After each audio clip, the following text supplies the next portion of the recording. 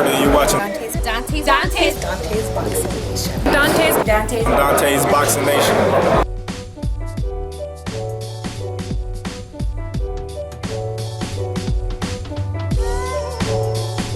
It's funny, I'm sitting back here and I'm listening to Peter, and he's a network executive, and he starts talking about how great all these fighters are and everything.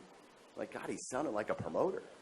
Then all of a sudden, the president of the organization, he's talking about this guy, how great he is, the best prospect in the world, and the hillbilly, and this one and that one. I'm like, he's a promoter. I'm like, shit, maybe I should just sit down and become an organization or a network executive. They do our job for us. So in 1993, I came into the business in August of 93. I ended up in Tulsa, Oklahoma, and Tommy Morrison fought Michael Bent on that night. And I really was learning the business. But for some reason, this question from when I got in the business kept coming up. Who's next? Who's next? What's going to happen when Tyson's done? What's going to happen when Holyfield's done? What's going to happen when Lennox Lewis is done? What's going to happen when Julio Cesar Chavez is done? What's going to happen when De La Hoya is done? What's going to happen when Mayweather and Pacquiao is done? Where they go? Where's the business? Who's next? It answers itself. You may not see it. You may not believe it, but it kind of answers itself. I call that the evergreen philosophy, the evergreen cycle of boxing. So who's next? It's right here, guys. This is where you're going to see it.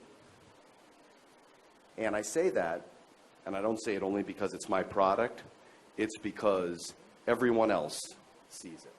There are good fighters. There are good attractions. There are good prospects. But where everybody else is and who is next is right before your eyes. So we anticipate a magical night. We anticipate this to be a platform for the who's next category. And when we do that, as a promoter, there's a reason why we select New York. Because all of the fans and the media can help and see really the next great fighters that come into our lexicon that we talk about every day. Coming out of Puerto Rico has been a wonderful place for us, starting back in 2000. In 1999, when Oscar and Felix fought, we saw the incredible interest that Puerto Rico had, and we've used it as a wonderful platform. But I don't think anyone that we've seen since 2000 has really captivated the attention of people on the island as much as Felix Verdejo. So I'd like to introduce the next superstar from Puerto Rico, Felix Verdejo, and his manager, Ricky Marquez.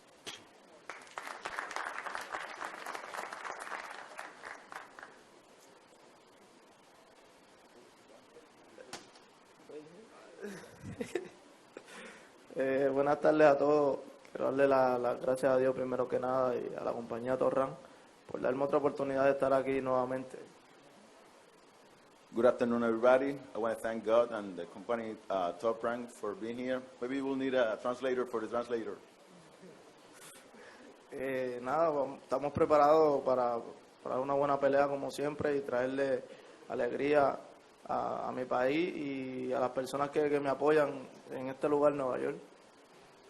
I'm ready to bring happiness to my country and to all the people who follow me, and we're ready to go on this venue. Y nada, ya yo le he dicho todo, no me gusta hablar mucho, sino entrenarme fuerte y demostrarlo en el ring. Y nada, espero que Silva venga preparado para el 27 de febrero y nada, que tengan un bonito día. I don't like to talk too much. I just want to train hard and show it in the ring. And I just hope that Silva works hard and comes really ready for to give a good fight for the fans on the 27th of February. Thanks a lot. As we said earlier, William Silva is not here and will not be available, but he'll be training in Las Vegas, so we'll be able to find time for everybody to interview him. when it gets to the main event, that'll be featured on HBO and here at the Garden, you're dealing with one who is Fighter of the Year accolades and one who wants to be the spoiler of the year. And I say that because it reminds me, you know, when people talk about fighters and records, oh, he's undefeated, he's this, he has zero losses. Reminds me of a fight not long ago, but it is a long time ago. Floyd Mayweather and Emmanuel Burton. And people were like, wow, he's got like 9 losses. How can you put Mayweather in with him? And what a fight it was. Floyd had to earn every bit of that. Probably his most difficult fight to date, and somebody that gave him enormous amount of difficulty in challenges in the ring, in styles, and knew how to fight. And don't ever judge a fighter by their record. Hank Lundy has been in with everybody. People thought that he was beating Delorme or Herrera, and he is a top quality fighter. He has been handled by Jimmy Birchfield, who has been in the boxing business for many years, and all of us in the sport really appreciate the efforts that Jimmy and promoters like him can really do in developing fighters like Hank. So at this point, I'd like to introduce Jimmy Birchfield. I thank you all for being here. First of all, before I say anything here, I'd like to do 2 things. I want to wish each and every one of you and your family and loved ones a blessed and healthy and beautiful 2016. God bless you all. Second, someone who's been probably in the boxing business as long as me or maybe longer, one of the greatest judges and commentators being inducted this year into the Boxing Hall of Fame, our own Harold Letterman. Let's give him some love, please.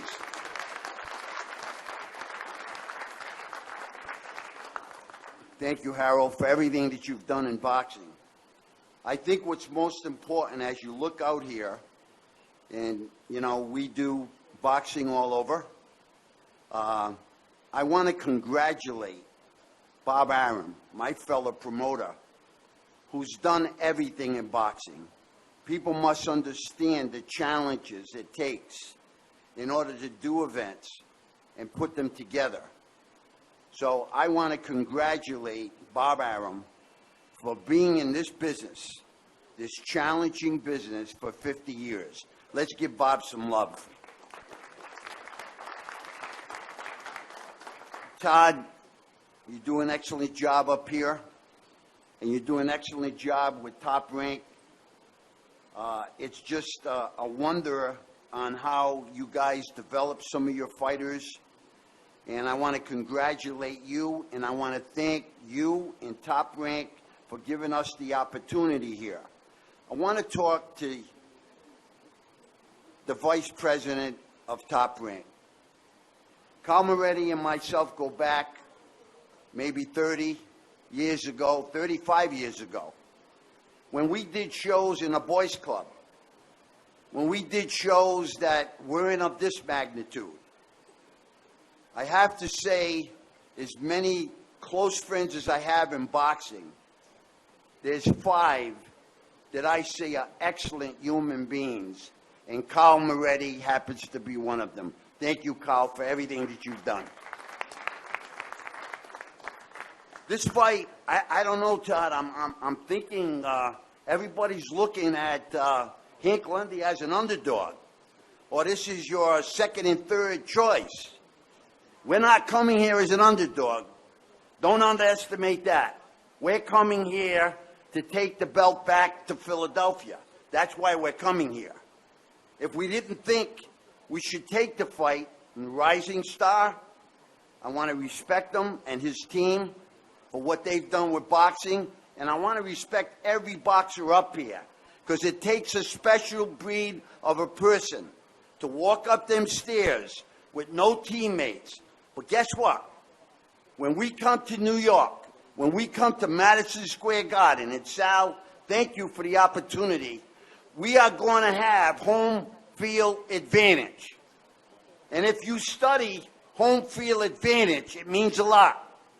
Not only will Philadelphia and New York be here, but Boston and Providence and Connecticut will be here.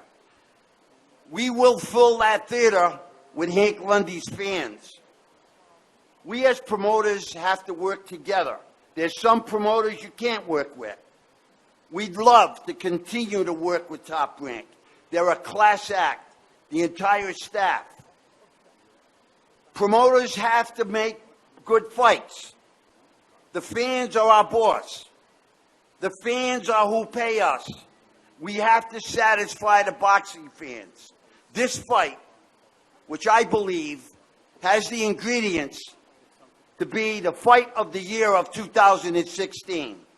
You're going to see no nonsense, two warriors. As Todd said a few minutes ago, Hank Lundy deserves this opportunity. Paco, I thank you. I thank you for everything you've done in boxing. You have been a sanctioning body that's very fair and very good for boxing. So we want to thank you so much for this opportunity. When Sal said this theater in New York City, when we came in from Providence, we got a pretty active city in Providence. We got a lot of great Italian restaurants. I went to a great Italian restaurant here last night. But when you walk into New York, there's a different feeling altogether. So Todd and Top Rank were right. This is where 2016 should start off. Peter Nelson, he's done a remarkable job. It's so good to have people like Sal at Madison Square Garden, Peter, that love boxing, that know boxing, that understand boxing. Because as the challenges come up, the opportunities for filling up these arenas and making the people, HBO, that network has been unbelievable through the years. We are going to give them a great fight on February 27th. Madison Square Garden, Sugar Ray Robinson, Muhammad Ali. There's a historian here by the name of Don Majeski that could name hundreds of fights that were happening here at Madison Square Garden. We are so happy to be part of this. Hank Lundy, 26-5-1. In his last 17 fights, I just want Terrence to listen to this. In his last 17 fights, he's fought in 13 different states, in 2 different countries. The records of the opponent, so I don't know where the media or anybody else is coming along that this is the second or third opponent. If other fighters didn't want to fight Terrence, we've been praying to fight him. So his top fights, Hank Lundy, 13 different states, 2 different countries. The records of his opponents have been 276 wins and 44 losses. He's fought real fights. He's never backed up from anyone. He stays in the gym. He's done nothing ever to harm his body with drugs, drinking, or anything else. He's a warrior. Terrence is a warrior. That's why this fight has the ingredients to be the top fight of 2016. I just want one comparison because some of the media put some comparisons together. Thomas DeLorme, when Hank fought him, what he did is he took everything out of Thomas. And then Terrence fought him. He was damaged goods at that time. Okay? Anyone that watched the Mauricio Herrera fight, I don't even have to say anything else. I think you know where Hank was. Another round, there would have been a knockout victory. We've told Herrera we fight him, and his purse, actually, we fought him for nothing. They won't fight us. But what I'd like to say in closing is that this is going to be a great, great night of boxing. This is going to be when Herrera went into the dressing room after his fight and had to have his eyelid stitched back up and reattached. Okay? But what we've done with Hank Lundy right now is he started his career with me. Every one of his fights has been with me. We continued his climb up the mountain. We went back to his original coach, which is with us tonight. I didn't think he was going to be here, but I'm glad he is. That was the coach and trainer for Hank in his amateur career. Charles and Mike, please stand. I want to give him, Charles Remy, please stand up from Philadelphia. So, Top Rank, we appreciate what you've done. We appreciate you putting us in this fight. I think you made a mistake, okay? I really do. But we appreciate it. We appreciate the opportunity, the challenge. We're going to be up for the challenge. So, from the fighting city of Philadelphia, the fighting city, Boston, Providence, New York, I want to introduce to you a fighter that will always give TV a high rating, will always let his heart hang out in the ring, hammering Hank Lundy.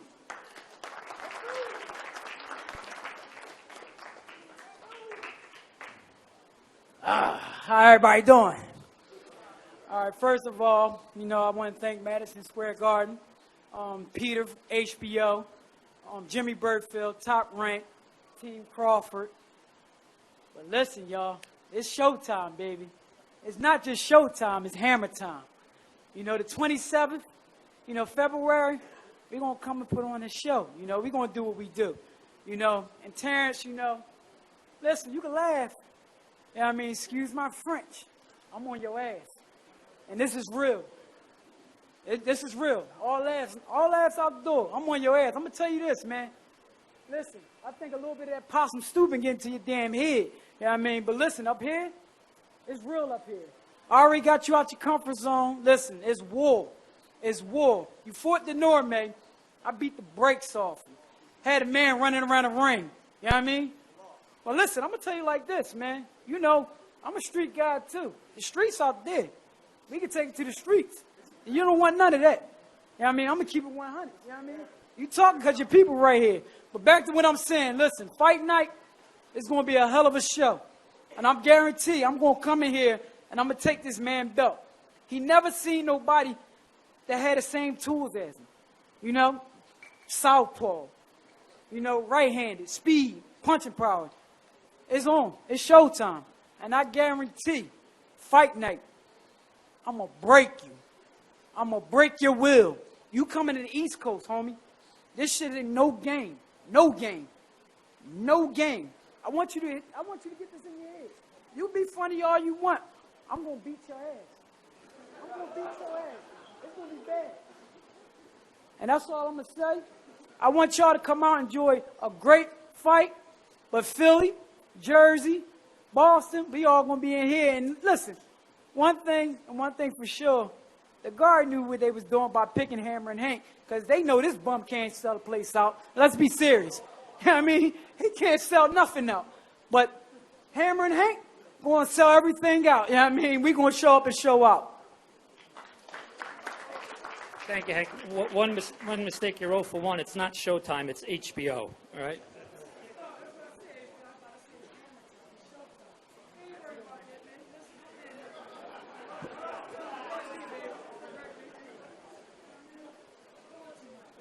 So how long has Jimmy known you, Carl? You lost your hair, he didn't.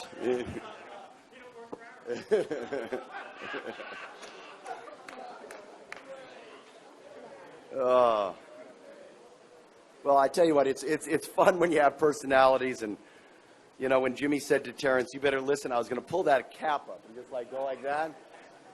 He didn't listen to shit that Jimmy said, but the minute Lundy got up here, something piqued his interest. When you talk about Terrence Crawford, you have to talk about his team. And one of his managers, his co-manager, Cameron Duncan, has had a great relationship with us and with Top Rank, has guided the careers from Diego Corrales early on to Johnny Tapia, Danny Romero's, to, you know, Kelly Pavlik, to endless amounts of fighters. And he came to us years ago and said, this kid's something special. And it takes somebody with a lot of talent and an eye to see that. And we really appreciate that. And I'd like to introduce and say hello and thank you to Cameron. I'm not sure if he's won Manager of the Year award. Did you? Oh, well, I guess I'm corrected. He is a recipient of Manager of the Year. He is terrific. The other part of the team is the Nebraska connection, Brian McIntyre, who's his co-manager and trainer, and who is basically, you know, the heart and soul of keeping Terrence right where we want him, getting him focused, green light and everything. This guy is more excited to come fight than the fighter is. You know, Brian will be running at the way, and we're ready to go. Let's go, man. I'm like, all right. They have been so much fun to deal with.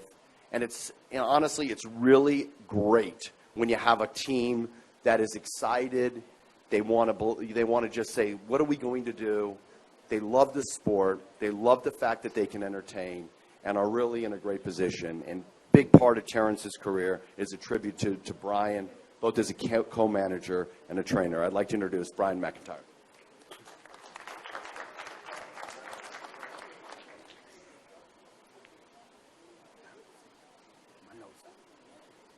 Okay, first of all, I just want to say thank Top Rank, Peter Nelson. Thank you, Peter. Pleasure working with you. Carl, Cameron.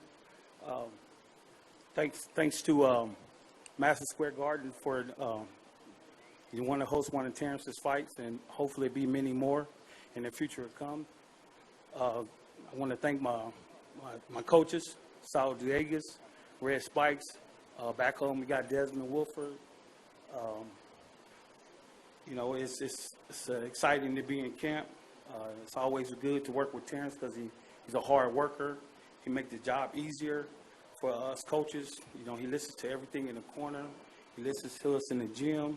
I mean, he works, you know, extremely hard because he knows what it takes to be a champion. Terrence is undefeated, and that's a milestone for Nebraska, because I always say Nebraska got step-up fighters, and Terrence is definitely not a step-up fighter.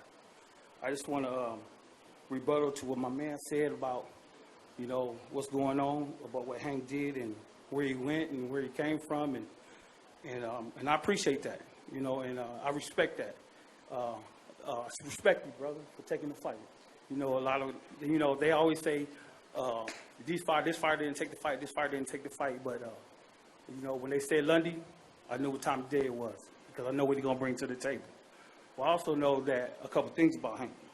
I just want to state the facts. His record is, let's see here. Hank is 26-5 with one draw. He won his last fight. And Hank, I will say, man, you was winning that fight with Herrera. And your man said that he had to go, Herrera had to go in the back to get his eye stitched up. That was from the head, but let's get that clear. It wasn't for no punch. We want to go down and his next fight after that, before that was Thomas Bjornbing. We've seen that fight, you know. And this is what baffles me about fighters and their managers and their trainers.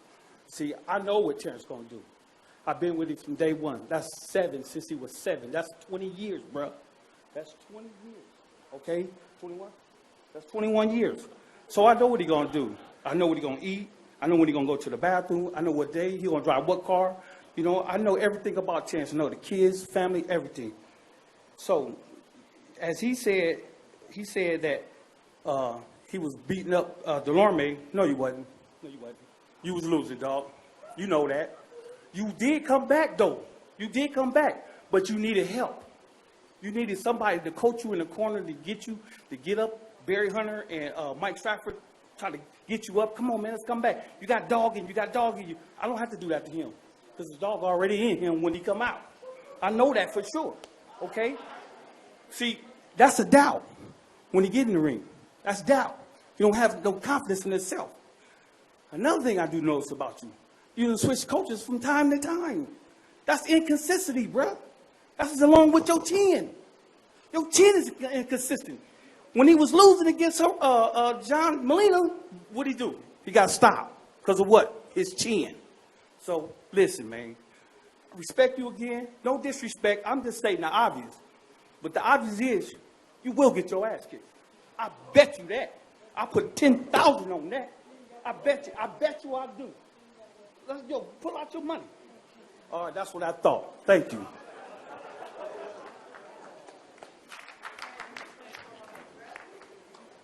Um, 10% VIG. We take a 10% VIG, so that's $1,000. Transaction's done. We got it. All right. All good. All good. Well, listen.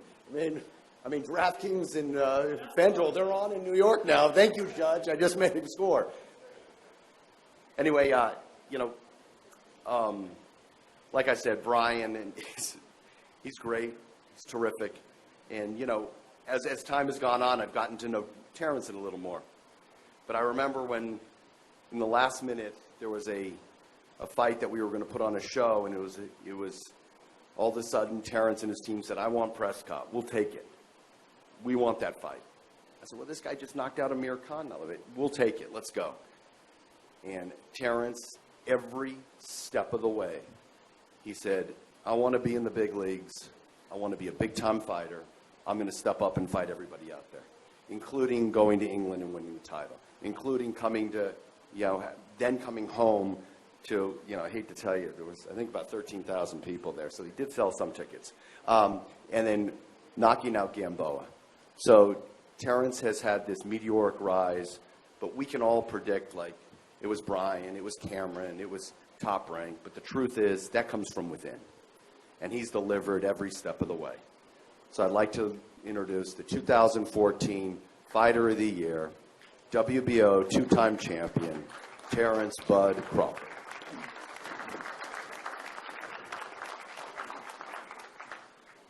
First and foremost, I'd like to thank God for blessing me with the talent, the skills to be here today. I'd like to thank Top Rank, HBO, for putting the show here in New York. My coaches, Brian, Saul, Red, Hardjaw, everybody that's with Team Crawford. I'd like to thank everybody.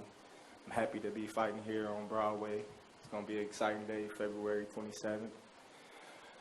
Now, let's get to Hank.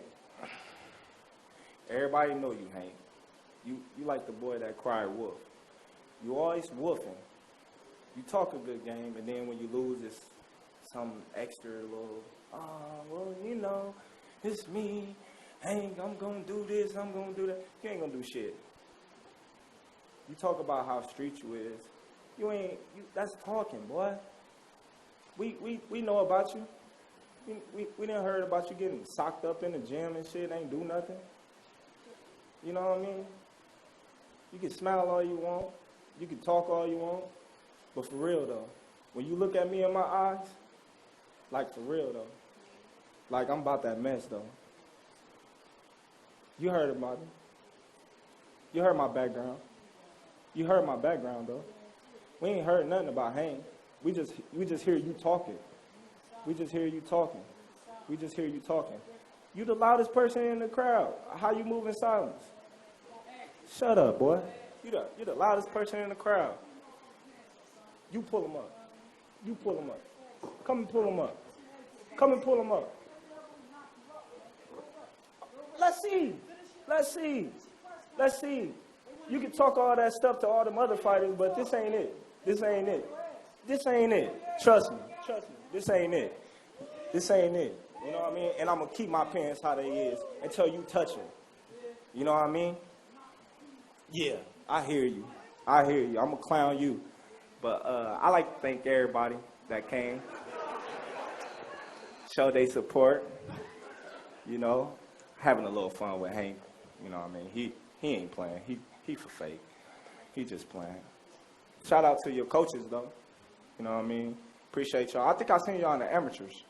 You know what I mean? When I was in the United States Nationals, when Hank was getting beat up. You remember that, Hank? Yeah, boy. You thought I forgot. I remember all that. Man.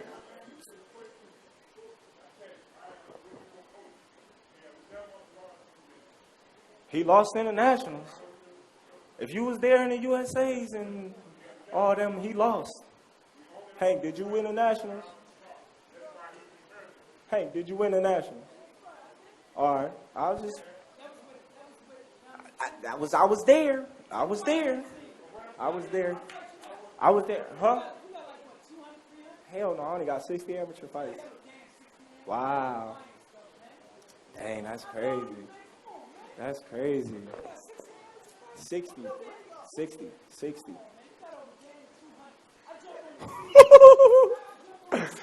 Hey, so thanks everybody for coming. I'm gonna put on a spectacular show come February 27th.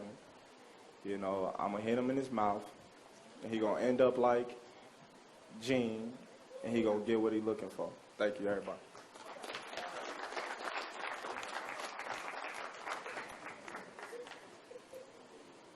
Yeah, I was going to think about that. How are we going to do a face-off? I mean, we can like put the pictures. We can figure all this out. No, honestly, you know, these guys are having fun, and they all know that you can talk all you want, you can do all you want, but come Feb 27th, that's when you got to deliver. And we really appreciate everybody coming out. Like I said, what's next is right here. So we'll see everybody Feb 27th. Thank you. Tickets go on sale tomorrow, and get them while you can. And we look forward to a sold-out arena. Thank you very much.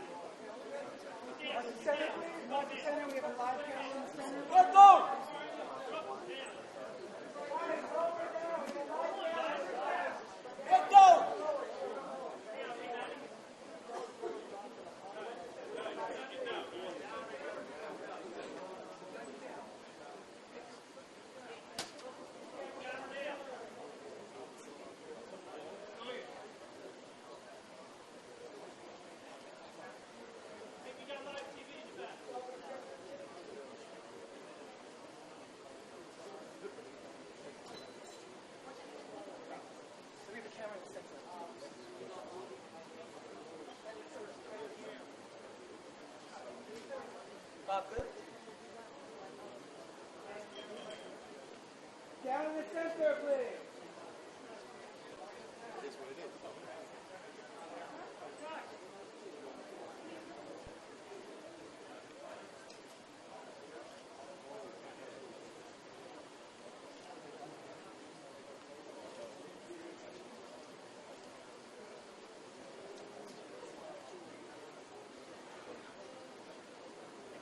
Bob, you okay?